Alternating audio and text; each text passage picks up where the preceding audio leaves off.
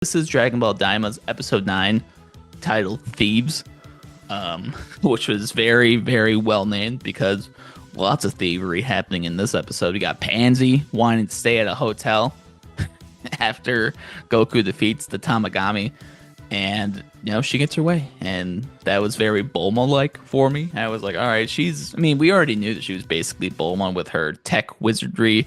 Her dad is the king of, the world, or Demon World 3, and you compared like Bulma, whose dad was Dr. Briefs, and assumingly the most important scientist, inventor, man. I'm sure we got an explanation sometime that what Dr. Briefs is. I mean, we know he's smart because he built Goku's he built the spaceship to go to Namek, so he's obviously smart. They made money. They're rich. They're very rich. Oh, he made the capsules. What am I talking about? The man made capsules, of course. I'm an idiot. Capsule Corp. Duh. We got there. So while the gang is going to a hotel, they have to stay discreet, and they don't want anybody being like, hey, you round here, don't come into our place. So they put Goku in this little cute pink hat, and Goku's head was itching. He's like a dog in like a cone. They can't stop itching themselves, so he just itches himself, and he's like, I'm taking off this hat. Which leads to two people noticing that it's Goku, the one who took out the Tamagami, and they hatch a plan to steal the Dragon Ball back. Or not back, they decide to make a plan to steal the Dragon Ball, which is pretty good throwback to OG Dragon Ball with the Pilaf gang trying to steal the Dragon Balls way back when. I'm pretty sure like Yamcha tried stealing it at one point. I mean, if you look back at the Frieza saga, there was a bunch of stealing of the Dragon Balls. Gohan stole it from Vegeta, and then Vegeta stole them from Frieza. There's a bunch of shenanigans in terms of who was stealing the Dragon Balls on Namek, so that's a whole other thing. We cut them back to the gang who's inside their hotel room, and Pansy comes out after taking a shower and is like, Goku, you smell. Please go take a shower. Please go change some clothes. And Goku's like, dude, I don't shower. Dude, I have no clothes. Like, who do you think I am? A human? And, for all intents and purposes, I gotta ask, does he really not shower? Does he really only have one change of clothes? I mean, okay, he has to have more than one pair of clothes, right? Is his closet just entirely geese? He just has the identical sets? Like, does Chi-Chi just not care about his smell? She must bathe him. She must, have to tie him down to the, bathtub to get him in there. I don't know. Lots of questions there. I don't think they have running water, so they must shower in the river? I don't know. I don't know how Son Goku lives. I don't know. Just questions to ask, questions to know. We also get lots of food here in this thing, and if you don't know, we do a lot of food breakdowns in terms of what they do in Dragon Ball Daima. And this episode had a bunch of food. They had some demon crab rice ball things where it was like a demon crab leg and there was a rice ball on top of it. They had that. They had some soup. Don't know what kind of soup that was, but it had some beans in it. They had demon tacos / burritos. Not 100% sure. But they also had chips and salsa. So a nice little demon Mexican meal. That's nice. Oh, Glorio also had himself a beer. So they were kicking it back in this this Mexican meal hotel. I don't know. That's the food that they had. I'm just happy to have more food selections to be seen in Dragon Ball Daima. That's an underrated part about this show. They always have different foods, for the most part. There was an episode or two there where there were just balls with mouths, or burnt balls, or brown balls. The show's called Dragon Ball, so I guess I should just get with it. So while they're eating, they hear some craziness going outside. They hear a ruckus going on, and we see the guy who saw them earlier turn into a wolf. Well, we don't see him turn into a wolf yet, but he does turn into a wolf, and he distracts Goku and the gang. And while they're distracted, the bird chicken man breaks the window and steals the Dragon Ball. So a pretty effective way of stealing. I give him that, the little bait and switch. Hey, you think it's here? No, it's over here. Uh, they do their little thing, and Goku's like, man, I can't believe we fell for that. What's kind of cool about this wolf man is that it's a reference to Toriyama making the Saiyan transformation into the giant apes from a mount. So what's kind of cool about this that this is a reference to Toriyama making the Saiyan transformations into giant apes. So like so this is kind of cool because the werewolf was actually something that Toriyama looked at and was like, hey, I'm going to make the Saiyans do the same thing, except when they look up at the moon, they're going to turn into a giant wolf. So kind of fun. We get to see the wolf guy turn into back to a regular demon. So he's a werewolf, assumably. He doesn't need to look at a moon, though. So it's nighttime, so maybe he did. I don't know for sure. I don't know what the whole background of this wolf is, but it's a cool reference to Toriyama, doing that thing for the monkey. And I think that it's something that he continuously does throughout Dragon Ball. Like Dragon Ball has Wolfman, and then Super has the trio. I don't know. They're French. Trio du Longe. I think that's their name. I'm completely messing up that name. But those three Wolf brothers, they were in it too. So the guy actually kind of looked like one of them. Maybe they're related. Maybe those guys are demons.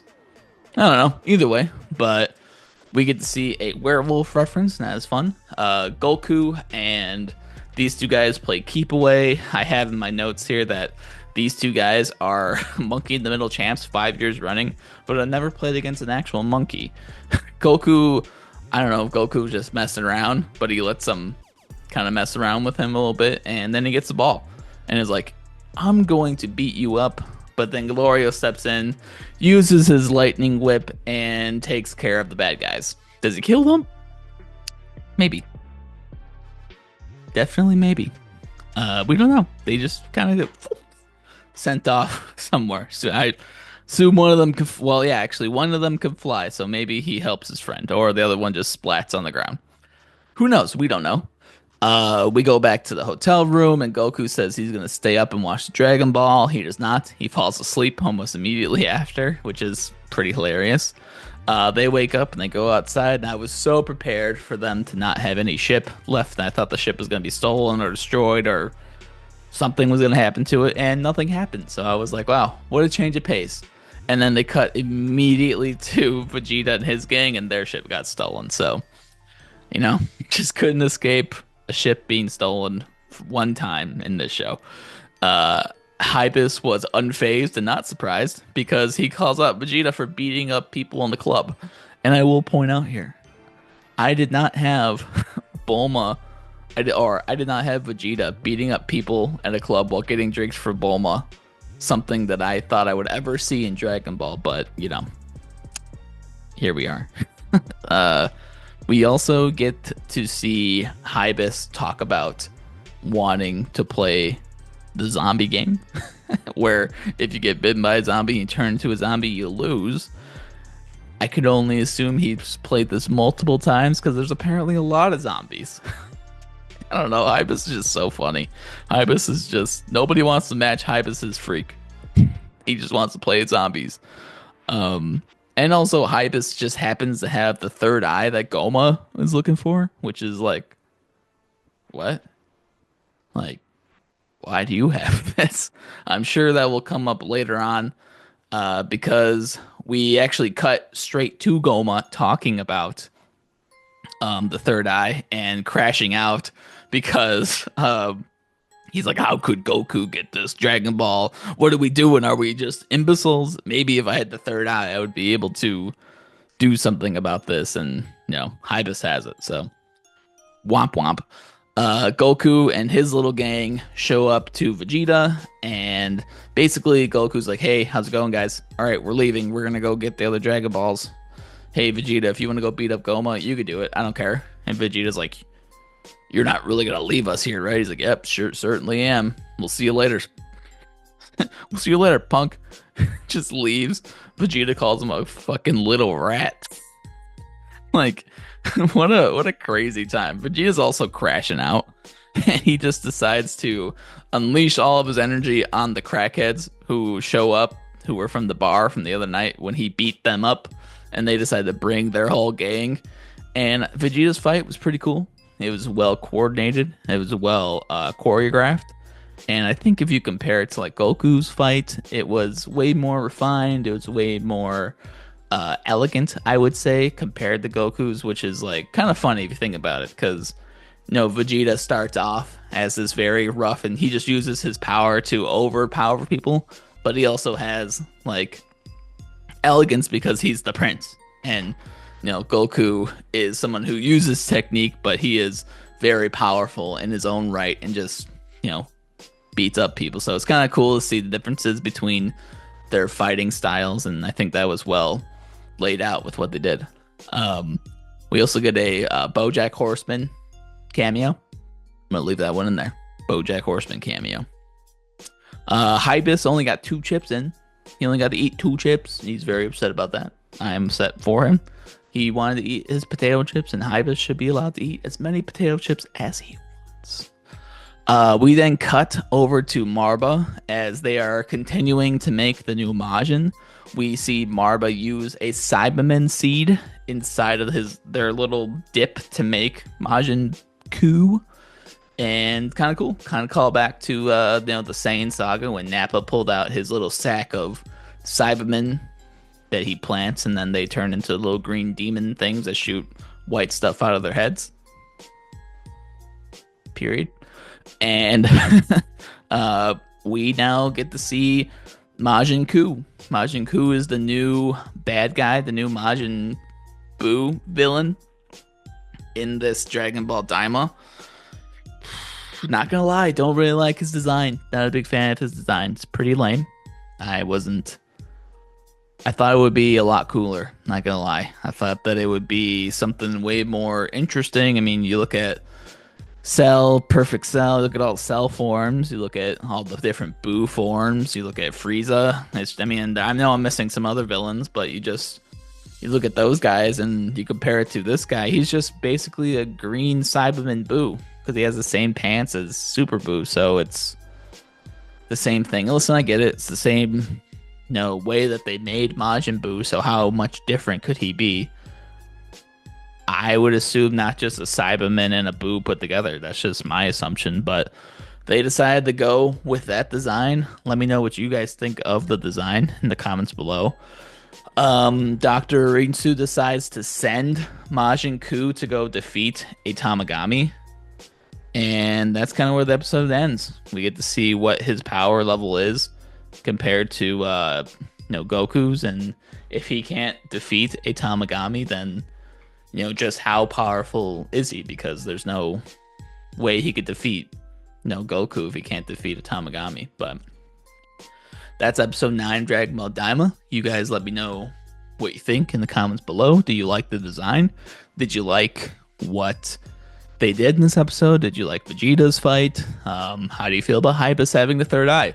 Lots of questions moving forward. The show has gotten way better at leaving us story hints now, and I think the pacing has skyrocketed. And the fact that there's going to be only 24 episodes and we're now at episode 10, that leaves us 14 episodes to go. Math. Yeah, we'll see where it goes from here. We'll see you in the next episode.